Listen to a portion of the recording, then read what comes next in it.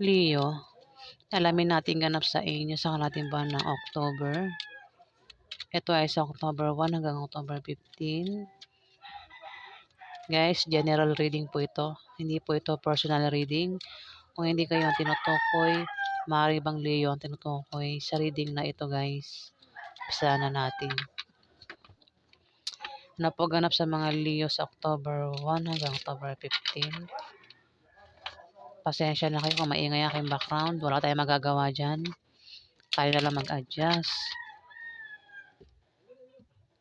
Kailangan maging mabait tayo sa mga alaga nating hayop. Be kind to animals.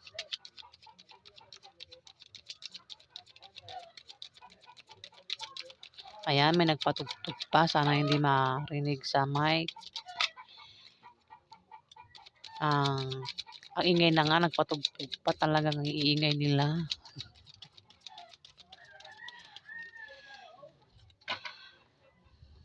Diba?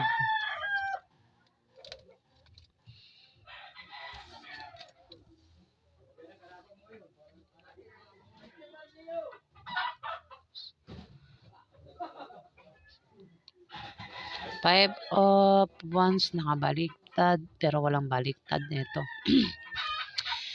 Leo, may hadlang dito para hindi mo magawa yung dapat na gagawin mo, no?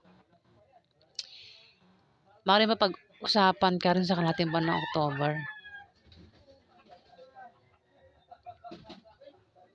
The Hierophant, may The Hierophant dito. Babala sa pagiging mabait, Leo, kung mabait ka. Kasi pwedeng abusuhin yung kabaitan mo. Kung hindi ka madamot, pagbigyan mo lang yung taong pagbibigyan mo kasi may mga taong pinagbibigyan ka, ang balik sa'yo, hindi maganda. Kaya piliin mo lang yung taong pagbibigyan mo. Tumanda ka raw na ikaw ay mahusgahan sa kung naman yan pwede mong gawin.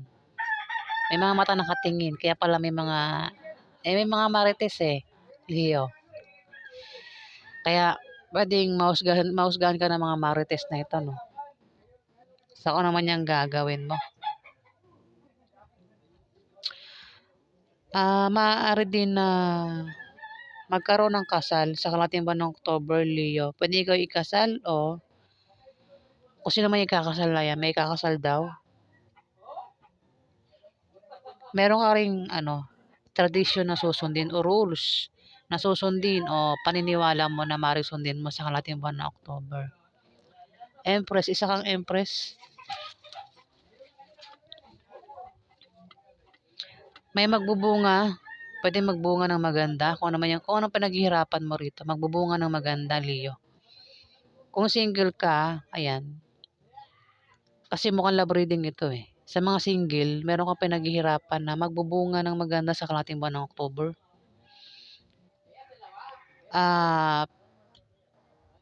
Pwede rin naman na may magbunga ng pwedeng may mabubuntis sa kalating buwan ng October. Pwede ikaw mabuntis. O bari buntis ka na. Pwede manganak ka na sa kalating buwan ng October o buntis ka pa lang. Kung hindi ka pa buntis, baring mabuntis ka sa kalating buwan ng October o ikaw ay makabuntis, Leo.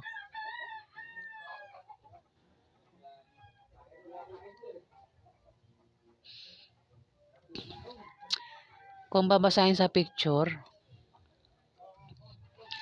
meron kang mga kaibigan dito, Leo, Hindi ko pala nabasa itong isa sa picture, no?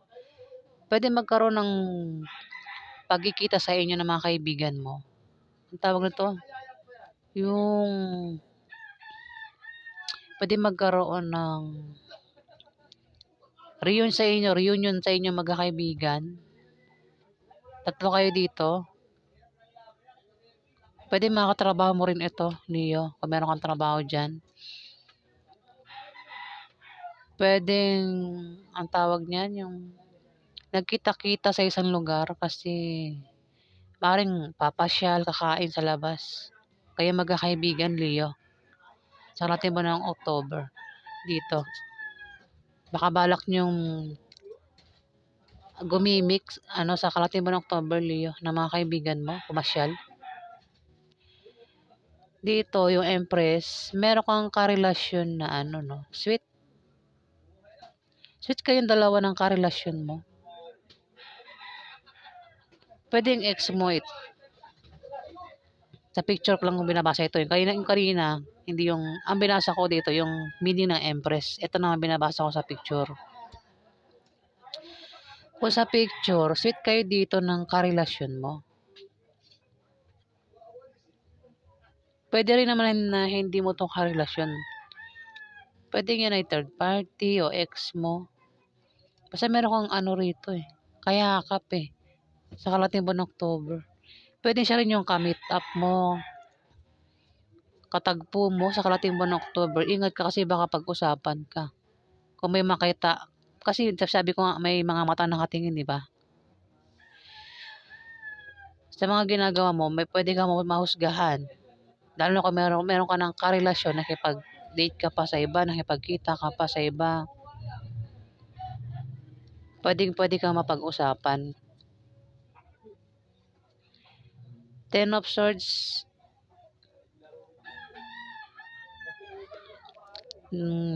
mag-ingat ka dahil may tao dito ang maaaring pagtaksilan ka o ikaw yung magtataksil dito, Leo. Maaaring ito ay traitor din. Taong maaaring i-backstab ka o maaaring meron kang krisis na pinagdaanan. Pwede nangyari na ito at makakalis ka na dyan sa kalating buwan ng October. Sa mga single, ang naranasan ninyo, krisis o pagsubok, yung pinagdaanan nyo rito.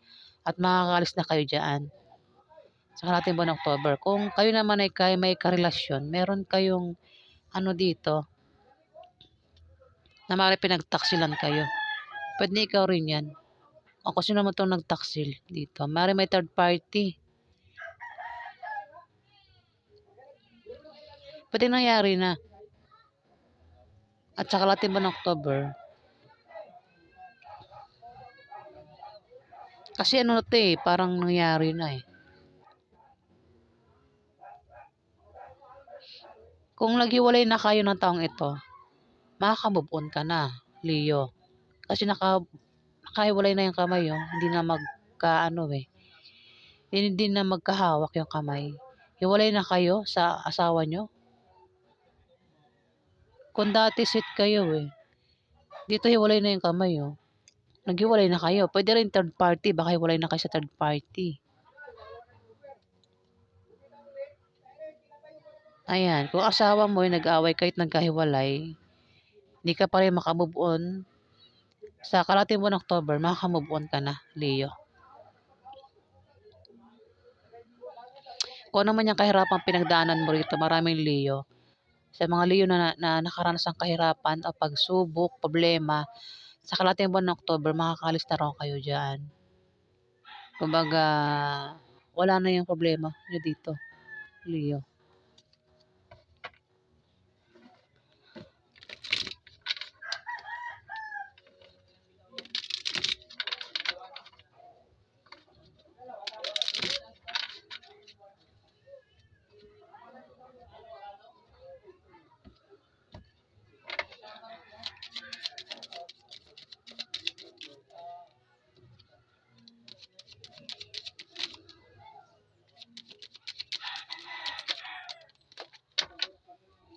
The Tower, biglaan daw kayong magkakaproblema. Pwede mangyayari pa lang ata yan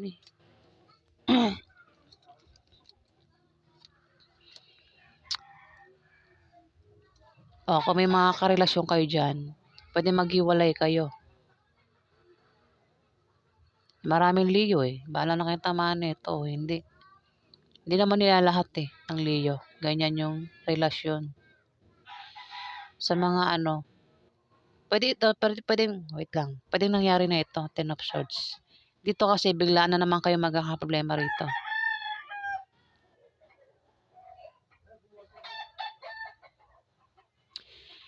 Pwede magkaproblema kayo sa pera, sa pag-ibig, sa pamilya nyo. Basta biglang problema. At mapipilitan kayo mag-adjust sa kalating buwan ng October. Kung patungkol sa love life, maaaring naghiwalay na nga kayo. Kumbaga umalis na sa poder. Kung dati magkasama kayo ng karelasyon mo, hiwalay na. Iniwan na talaga. O balak palang iwan sa kalating buwan ng October.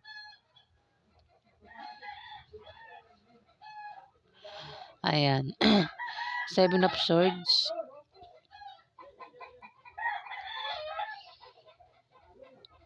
Meron ka raw.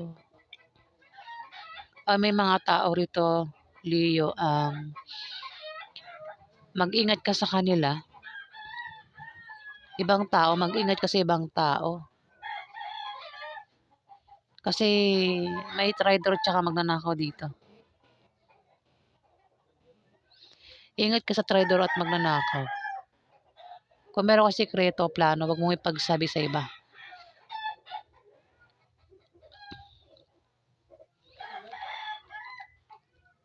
Kasi tumapat yung Five of Wands. Pwedeng hadlangan ka, no, ang traitor na ito. Pwedeng pagchismisan ka rin ng dahil sa kanila. Ang iba sa inyo, Leo, mahilig mag-shopping. Online man o mismong pupunta kayo sa palengke o sa mall, meron kayong bumili, Leo.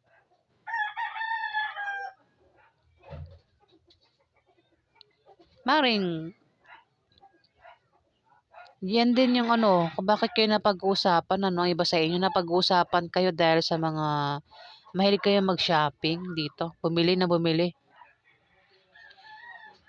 Mga inggit yata ito, Leo. Mga marites ito. Napag-uusapan ka dahil, siguro nagtataka ka bakit gaya kang bumibili, di ba? Ayan. Online man yan o kaya sa mall, ayan. Mahilig kayong bumili rito, mahilig kayong gumastos. Dito, Ten of Pentacles. Ingay na paligid ko. Ang dami manok. Ten of Pentacles. Meron ka raw hindi naasahang paglago ng kaperahan mo, Leo, sa kalating buwan ng October. Pwedeng ito yung lump sum, trust funds, inheritance, solid foundation, privilege, ancestry. Kung meron ka negosyo, may paglago nga. May pag-ani rin. Pwede rin ito ay pamana na maring matanggap mo, Leo, sa kalating buwan ng October. O pensyon ang matanggap mo. Pwede rin na may mag-retire sa kanyang trabaho. Kung babasahin natin sa picture naman,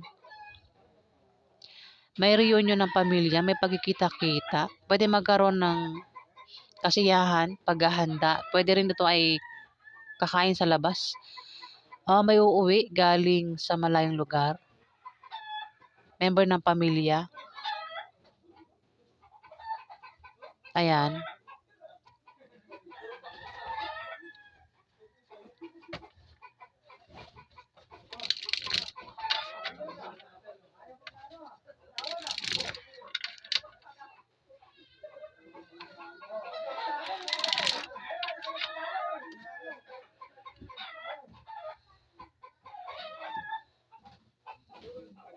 Pwede rin yan ay pangmamanhikan. Ayan, Leo. Pangmamanhikan. Hirap na hirap magsalita ng words.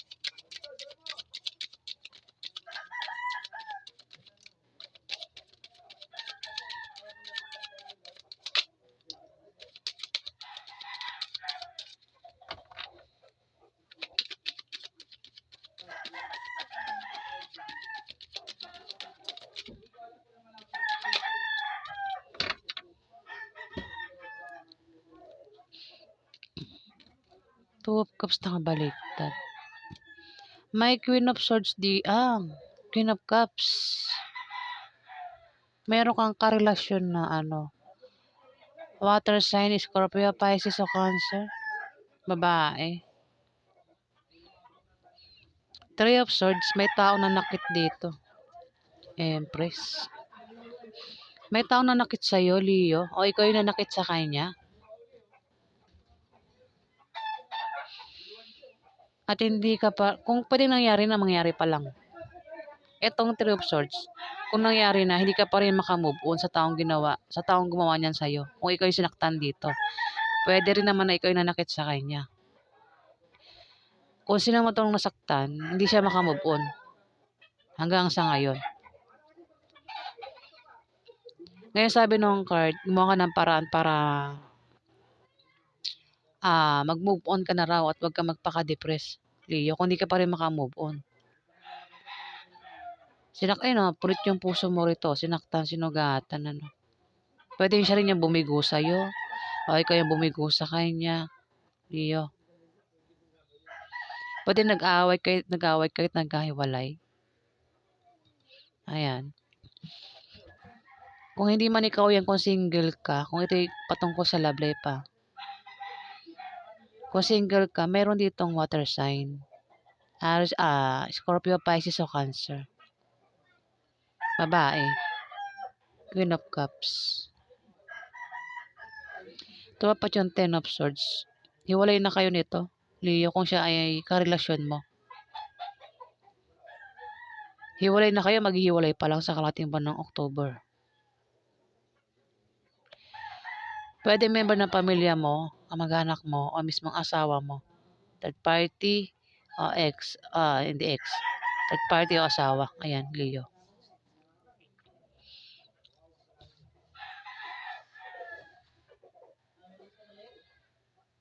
Two of Cups, away ito. Away at posibleng magkahiwalay.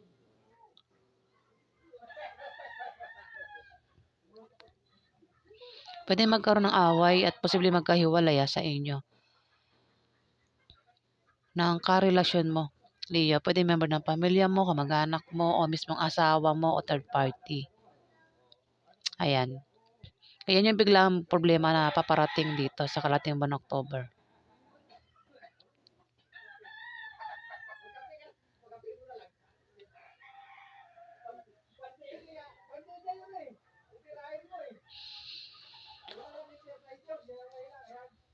Ayan, Leo, kung dadanas ka man ng problema, no, makakalis ka rin dyan. Malalampasan mo rin yan, Leo. Away kasi ito, nakabaliktad away at pwede magkahiwalay kayo. Dapat pa yung the tower, may pagtalikod dito. Maghihiwalay talaga, no, kung patungkol sa love life. Love life tsaka pamilya to eh.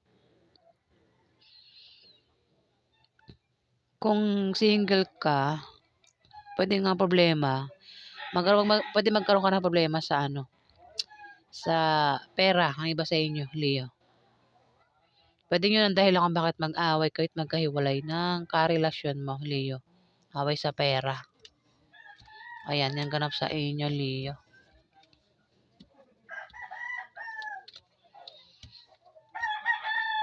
Yung karelasyon, pwede yung karelasyon, pwedeng kamag-anak mo, member ng pamilya mo, o mismong asawa mo. At girlfriend mo, boyfriend mo, third party, lalaman mo sarili ko, ingin na paligid ko. Ayan po ang ganap sa inyo mga Leo sa sa October 1 hanggang October 15. Tingnan mo, August na banggit ko. Tagal lumilipad na yung utak ko, may pakpak na. Ayan, kung gusto nyo ang aking reading, huwag kalimutan mag-like at mag-subscribe. At sa mga subscriber po, maraming salamat po guys. Salamat po.